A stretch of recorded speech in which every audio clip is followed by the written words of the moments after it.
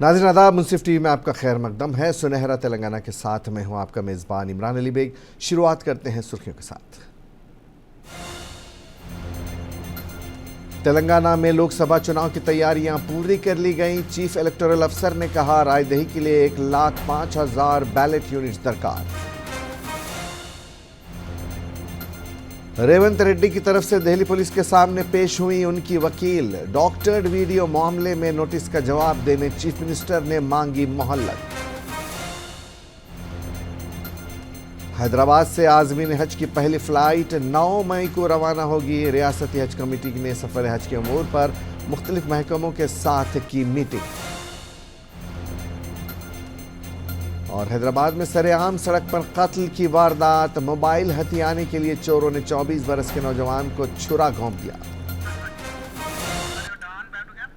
मरकजी वजीर दाखिला अमित शाह से मुताल्लिक डॉक्टर्ड वीडियो के सिलसिले में दिल्ली पुलिस की तरफ से दिए गए नोटिस का चीफ मिनिस्टर रेवंत रेड्डी ने जवाब दिया। चीफ मिनिस्टर रेवंत रेड्डी को 29 अप्रैल को नोटिस से दी गई थी। उन्हें आज दिल्ली पुलिस के सामने पेश होना था, लेकिन उनका कहना है कि वो इंतखाबी मुहिम में मसरूफ़ है। उन्होंने दिल्ली पुलिस से 15 दिन का वक्त मांगा है। एडवोकेट सौम्या गुप्ता सीएम रेवंत रेड्डी की जानिब से दिल्ली पुलिस के सामने पेश हुई। उन्होंने बताया कि दिल्ली पुलिस को चीफ मिनिस्टर की तरफ से इस्तेमाल किए जाने वाले ट्विटर हैंडल का पता दे दिया गया है।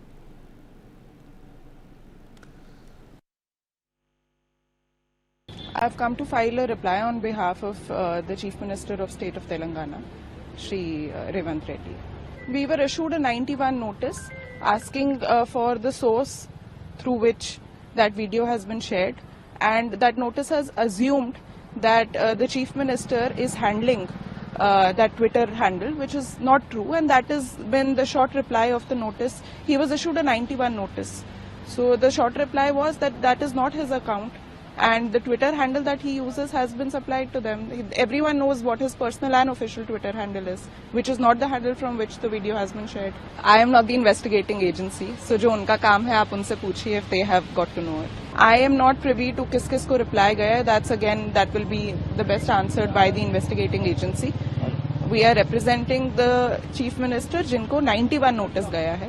I'm again saying because I think you are under the misconception कि वो accused हैं इस केस में. So 91 नोटिस गया है simply to answer a few questions which were asked by the investigating agency. Telangana के चीफ इलेक्टोरल ऑफिसर विकास राज ने कहा है कि पुरअमन तरीके से लोकसभा इंतखाबात मुनक्किद कराने के लिए तमाम इंतजामात मुकम्मल कर लिए गए हैं। विकास राज ने इलेक्शन के हवाले से मीडिया नुमाइंदों को तफसीलात बताईं। रियासत में 35,808 पोलिंग स्टेशन कायम किए जा रहे हैं ताकि 3 करोड़ 32 लाख शहरी अपने हक़ राय दही का इस्तेमाल कर सकें। तेलंगाना की लोकसभा सीटों पर कुल मिलाकर 525 उम्मीदवार मुकाबला कर रहे हैं। 285 आज़ाद उम्मीदवार हैं। आदिलाबाद में सबसे कम 12 उम्मीदवार इंतखाबी मैदान में हैं। सबसे ज़्यादा 45 उम्मीदवार सिकंदराबाद हल्के लोकसभा में चुनाव लड़ रहे हैं। बाज़ जगहों पर 2-3 बैलेट यूनिट इस्तेमाल करने पड़ रहे हैं। 7 जगहों पर 3 ईवीएम का इस्तेमाल करना पड़ेगा। उन्होंने कहा कि 9 सीटों पर 2 ईवीएम का इस्तेमाल करना होगा। హోమ్ విజిట్ కోసం ఎంతమంది హోమ్ విజిట్కి అప్లై చేశారు వాళ్ళకి 3rd నుంచి 6th వరకు టీమ్స్ వస్తాయి. సో అందుకని నేను కోరేది ఏంటంటే whoever has applied for home voting should be available in their homes on these days. Of course వాళ్ళకి లోకల్గా బిఎల్ఓస్ కూడా ఇన్ఫార్మ్ చేస్తారు యాక్చువల్గా ఏ డేట్ వస్తారు. ఆ టీమ్స్ వస్తాయి వాళ్ళ దగ్గర. ఆ రోజు వాళ్ళు అక్కడ ఉంటే they can conveniently vote at there homes. Employees on duty అంటే ఎలక్షన్ డ్యూటీ వాళ్ళు 2,45,586 ఇప్పుడు వరకు అప్లై చేశారు. हैदराबाद से आज़मीन हज की पहली फ़्लाइट 9 मई की सुबह सवेरे रवाना होगी। रियासती हज कमेटी ने सफ़र हज की तैयारियों के सिलसिले में मुख्तलिफ उमूर पर तवज्जो मरकूज़ कर दी है। हज कमेटी के executive officer S Liaqat Hussain, executive officer Irfan Sharif, assistant executive officer ने इंतज़ामात का जायज़ा लेने के लिए मीटिंग की। उन्होंने airport authorities, Saudi airlines, police department, area police station के साथ एक जायज़ा मीटिंग की। सफ़र मुक़द्दस के अमल को हमवार करने के पहलुओं पर इस मौके पर तबादले ख्याल किया गया।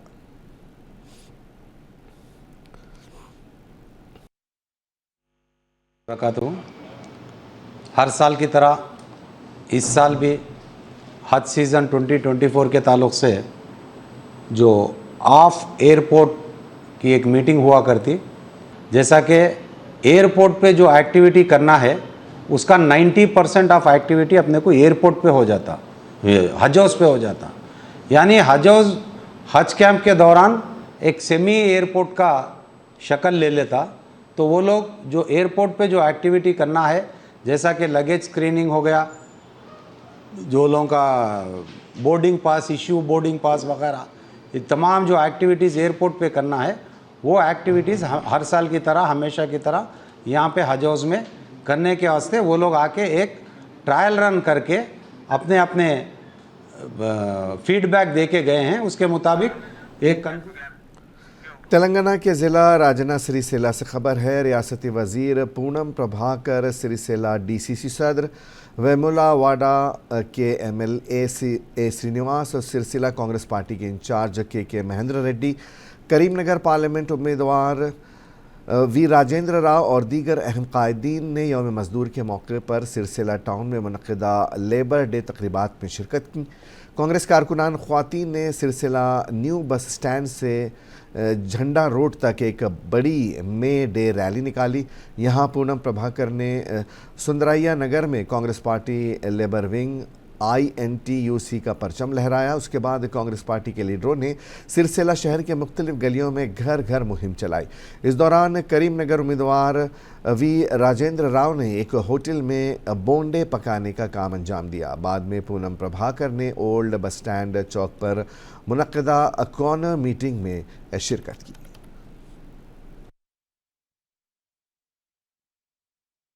तेलंगाना में बीआरएस को बड़ा झटका लगा है। साबिक़ वज़ीर इंद्रकरण रेड्डी ने कांग्रेस पार्टी इंचार्ज दीपा दास मुंशी की मौजूदगी में कांग्रेस में शमूलियत इख्तियार कर ली है। दीपा दास मुंशी ने इंद्रकरण रेड्डी का पार्टी में इस्तकबाल किया। इस मौके पर कांग्रेस पार्टी के कायदीन और रोहिन रेड्डी, संगी शेट्टी, जगदीश और दीगर मौजूद थे। याद रहे कि इंद्रकरण रेड्डी ने असम्बली इंतखाबात में बीआरएस के टिकट पर निर्मल से मुकाबला किया था और उन्हें बीजेपी के महेश्वर रेड्डी ने शिकस्त दी थी।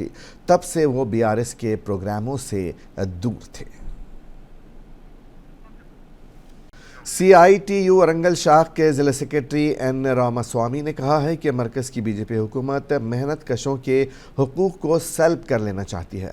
उन्होंने कहा कि मेहनत कशों की तंजीमें 138 बरसों से अपनी जिद्दोजहद में मसरूफ़ हैं। आलमी यौम मज़दूर के मौके पर वरंगल बिग बाज़ार इलाके में CIT कायदीन ने मे डे तक़रीबात का अहतमाम किया था। इस मौके पर लेबर तंजीमों के लीडरों ने परचम लहराया।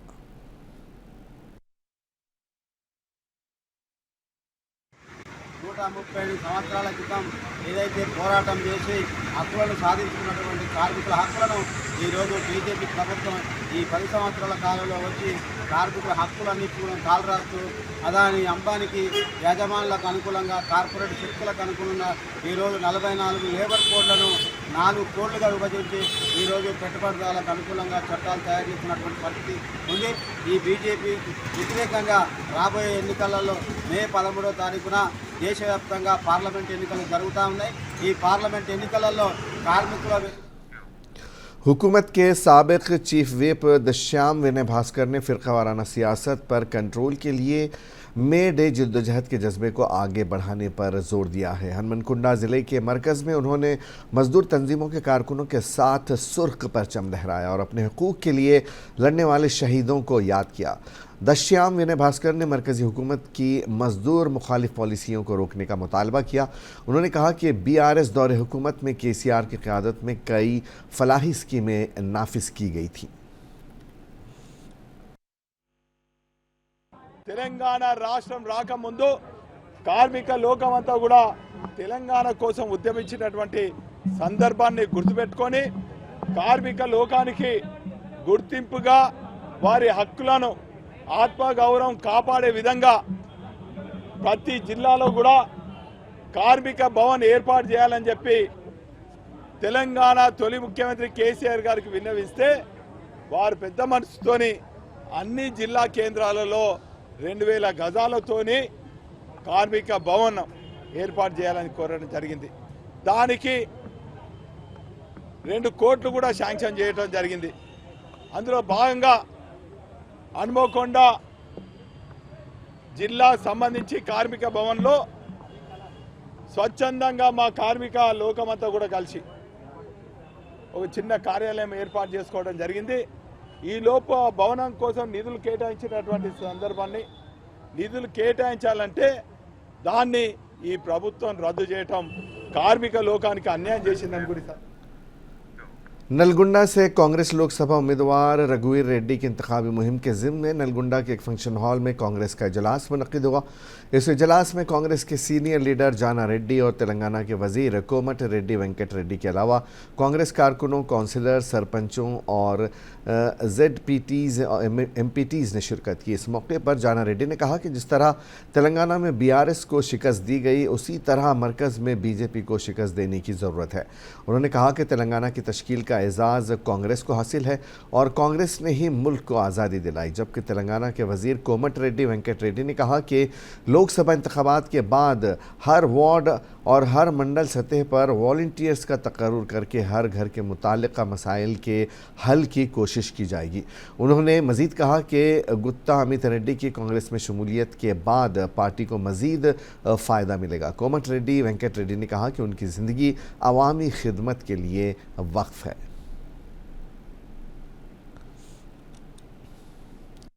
కేడి గారి గురించి ఒక మాట చెప్తున్నా. మన పక్క జిల్లా ఖమ్మంకి వచ్చిండు, మా నామా నాగేశ్వరరావు గెలిపేరి కేంద్రంలో మంత్రి అవుతున్నాడు. అసలు కేసీఆర్ మాట్లాడుతుండే నవ్వొస్తున్నది. ఆయన ముఖ్యమంత్రి అయిన నెల రోజులకు పోయినసారి జరిగితేనే 9 సీట్లు వచ్చినాయి, ఈసారి 12 సీట్లు వస్తాయి, మా నాయన చక్రం తిప్పుతాడని చెప్పి ఇప్పుడు కేటీఆర్ అంటుండు. అప్పుడు పోయినసారి ఏమో వాళ్ళ బిడ్డ ఉండే, ఇప్పుడు లేదు. ఆ పాపం ఎక్కడో ఉన్నది ఢిల్లీలో. ఏడ ఉందో మీకు తెలుసు కదా. ఆమె ఏమన్నా సారు కారు పలారు మా నాయన గురించి చెప్పింది, ఇప్పుడు ఆమె లేకుండా పోయింది. ఇప్పుడు ఈ పిల్లగాడు ఏమన్నాడంటే మా నాయన మాకు 12 గెలిపి మా నాయన చక్రం తిప్పుతాడు అంటాడు. ఈ కేసీఆర్ ఖమ్మం వచ్చి ఏమంటాడు, 12 సీట్లు గెలిపిస్తే నామా నాగేశ్వరం మంత్రి చేస్తా అన్నాడు. सिकंदराबाद पार्लियामेंट हल्के से BRS उम्मीदवार पद्मराव गौड़ और तलासेनी श्रीनिवास यादव ने सनत नगर हल्के के मोंडा डिवीज़न में इंतखाबी मुहिम चलाई।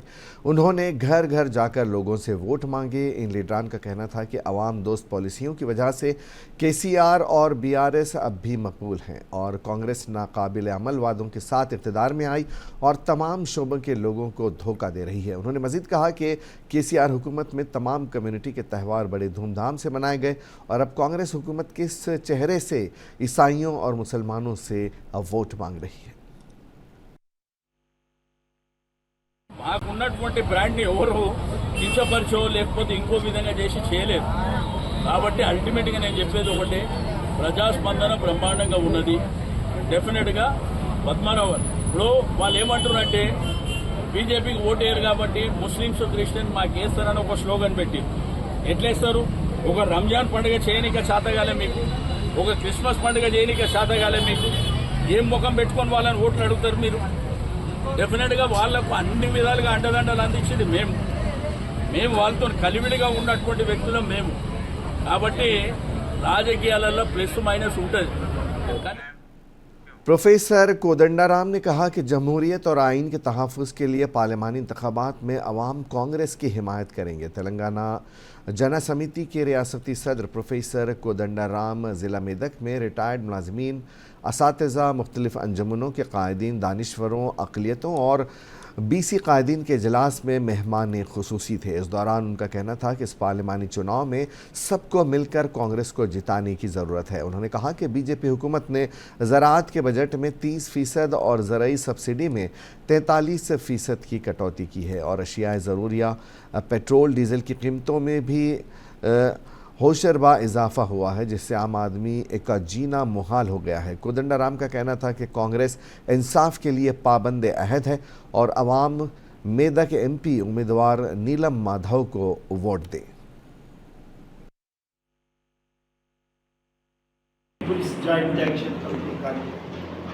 అనేకమైన సంఘాలు ఈ ఎన్నికల్లో పార్లమెంట్ ఎన్నికల్లో కాంగ్రెస్కు మద్దతు ఇవ్వడానికి ఎంతసేపు చెప్పినట్టుగా ఏకైక కారణం ఏంటంటే ఒక ప్రజాస్వామ్య పరిరక్షణ కోసం, రాజ్యాంగ పరిరక్షణ కోసం ఈ ఎన్నికల్లో అందరం ఒకటై కాంగ్రెస్ను గెలిపించవలసిన అవసరం ఉంది అని చెప్పి మేము భావిస్తూ ఉన్నాం. వాస్తవానికి గత 10 సంవత్సరాల కాలంలో బీజేపీ వెలుబడిలో అసమానతలు చాలా తీవ్రమైనవి.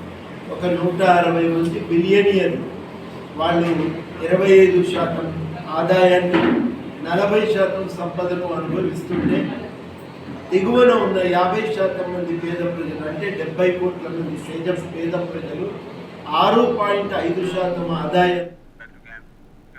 हल्का असम्बली जोकुल के मिदनूर मंडल में आज कांग्रेस की तरफ से एक जलसे आम मुनक़िद किया गया। पार्टी के पार्लिमानी उम्मीदवार को कामयाब बनाने के मकसद से ये जलसा रखा गया था। इस दौरान रुकन असम्बली टोटा लक्ष्मी कांता राव ने आवाम से अपील की कि वो कांग्रेस उम्मीदवार सुरेश शेटकर को कामयाब बनाए।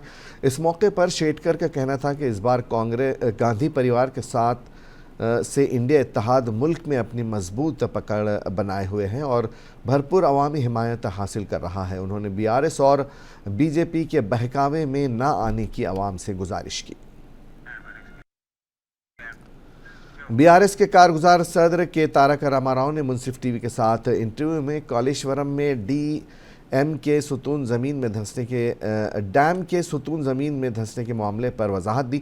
उनका कहना है कि रेवंत हुकूमत अपने वादे पूरे नहीं कर सकी है, इसीलिए आवाम का ध्यान भटकाने का काम किया जा रहा है। तेलंगाना इलेक्शंस में जो एलिगेशन लग रहे हैं उन पर बात कर लेते हैं। फ़ोन टैपिंग, उसके अलावा जितने भी एलिगेशन कालेश्वरम डैम परियोजना का हो, ये तमाम तरीके के जो मुद्दे बन रहे हैं, क्या माहौल ख़राब हो रहा है? आपको क्या लग रहा है? जवाब आप हर जगह दे चुके हैं, लेकिन क्या माहौल ख़राब हुआ है या अभी तक ऐसी कोई सिचुएशन नहीं बनी है? क्या होता है ना रहीम भाई, अल्टीमेटली कभी कोई लीडर अगर अपने वादा निभा नहीं सकता, आज पॉलिटिक्स में क्या हो गया, अटेंशन डाइवर्शन गेम खेलना बहुत आसान हो गया। लोगों को गुमराह करने की कोशिश और ख़ास सोशल मीडिया और मीडिया को अपने कब्ज़े में ले लेके गुमराह करना और अटेंशन डाइवर्शन करना बहुत आसान चीज़ है। जैसे मैं कहता हूँ 4.5 महीना हो गया इस गवर्नमेंट को बनके, 150 दिन हो गया। इन्होंने प्रॉमिस किया था कि 100 दिन में हम हर किसान का खर्चा माफ़ कर देंगे 2 लाख तक। इन्होंने कहा था कि 9 दिसंबर को मैं दस्तखत कर दूंगा और इन्होंने खुद कहा था कि हर 18+ लेडी को, हर विमेन को मैं 2,500 रुपया दूंगा पर महीना। हर किसी को जिसको वजीफ़ा मिलता है, पेंशन मिलता है, आसरा पेंशन हम जो लॉन्च किए थे, उन्होंने कहा था कि 2,000 नहीं बल्कि 4,000 देंगे। और साथ ही साथ इन्होंने ये भी कहा कि हम क्विंटल 500 रुपया बोनस देंगे पैडी पे और हर क्रॉप पे। चलिए बढ़ते हैं आगे। जहीराबाद पार्लिमानी हल्के से धर्म समाज पार्टी के उम्मीदवार TDS मणि ने कहा कि मुल्क में 90% गरीब हैं। उन्होंने जोर दिया ज़्यादातर गरीबों का ताल्लुक़ ST, OBC और अक़लियती तबक़ात से है और अब भी पसमानदा तबक़ात की हालत बेहतर नहीं हो पाई है। उन्हें जूते का निशान अलॉट किया गया है। उन्होंने समाजी इंसाफ के लिए काम करने का आज़म जाहिर किया। 90% ప్రజలకు రాజ్యాధికారం కావాలనే ఏకైక నినాదంతో ధర్మ సమాజ్ పార్టీ ఏర్పాటు చేయబడింది. దీంట్లో భాగంగా మరి పార్లమెంట్లో జహీరాబాద్ పార్లమెంట్ నుండి TDS మణి అనే నన్ను అభ్యర్థిగా నిర్ణయించడం జరిగింది. మరి शहर हैदराबाद के गड्डी मलकापुर पुलिस स्टेशन हदूद में एक हाफिज़ कुरान नौजवान के कत्ल की वारदात पेश आई है। तफसीलात के मुताबिक मुराद नगर के साकिन 24 साला सनाउल्लाह फुटपाथ पर फ्रूट का कारोबार किया करते थे। मंगल की रात मोटरसाइकिल सवार 2 नामालूम अफराद उनके करीब आए और उनका फ़ोन छीनने की कोशिश की, लेकिन जब सनाउल्लाह ने फ़ोन देने से इनकार किया तो उन्होंने सनाउल्लाह के सीने और कंधे पर कई बार चाकू से वार कर दिए और फ़ोन लेकर फ़रार हो गए। ज़ख्मी नौजवान को फ़ौरी तौर पर करीब में वाक़े खानगी दवाखाना मुंतकिल किया गया, लेकिन तब तक उनकी मौत वाक़ हो चुकी थी। सर्कल इंस्पेक्टर गड्डी मलकापुर बी राजू ने बताया कि CCTV फुटेज की मदद से कातिलों को तलाश किया जा रहा है और जल्द ही पुलिस इनको गिरफ्तार कर लेगी।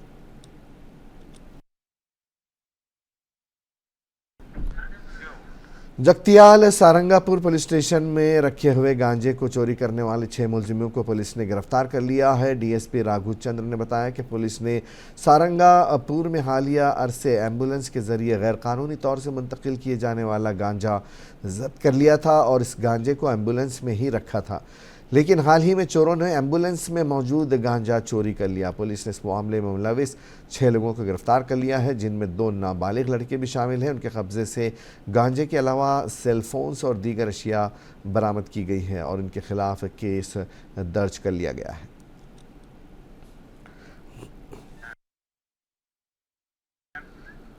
पुलिस ने हैदराबाद के राजेंद्र नगर, नारसंगी, सन सिटी, हैदर शाहकोट में कार्डन एंड सर्च मुहिम चलाई। मुहासिरा और तलाशी की इस कार्रवाई के दौरान पुलिस ने उन घरों की तलाशी ली जहां नाइजीरियाई बाशिंदे मुकीम हैं। उनके पासपोर्ट, वीज़ा और दीगर दस्तावेज़ात का मुआयना किया गया। ज़राए के मुताबिक पुलिस ने इस मौके पर वीज़ा की मियाद ख़त्म होने के बाद भी गैर कानूनी तौर पर मुकीम बाज़ अफराद की निशानदेही कर ली है और मनशियात की रोकथाम के मामले पर भी खुसूसी तवज्जो देते हुए उनकी तलाशी ली।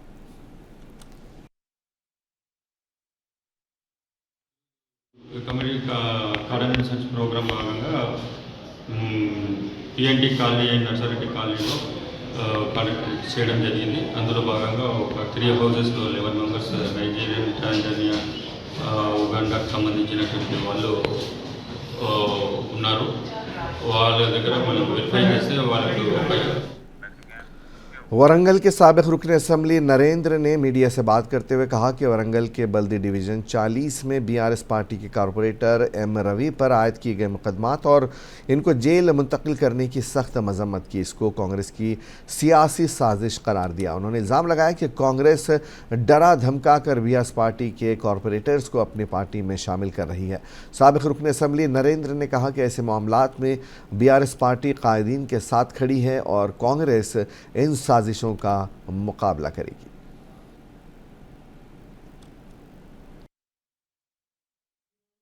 గవర్నమెంట్ ఏం చేయమంటే అది చేస్తున్నారు.